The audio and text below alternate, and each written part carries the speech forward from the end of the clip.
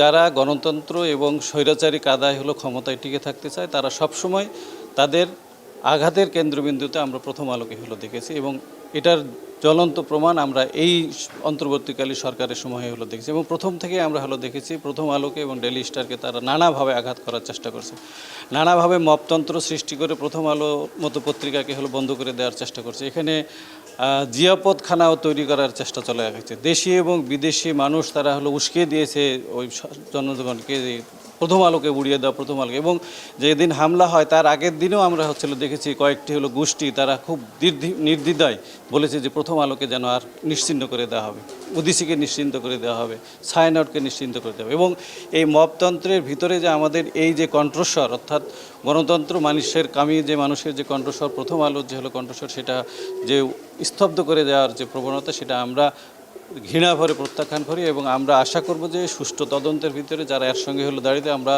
Social media থেকে আমরা অনেক ছবি দেখেছি, অনেক ভিডিও দেখেছি, তাদেরকে অবিলম্বে ধরতে হবে। এবং যে সরকার এটা ক্ষমতায় ছিল আমরা দেখেছি তারা কোনোভাবে এটাকে থামানোর চেষ্টা করেন নাই। আমরা আশা করব যে তার ভিতরে এবং বাইরে যারা এর সঙ্গে জড়িত ছিল তাদের আমরা শাস্তি দাবি করতেছি।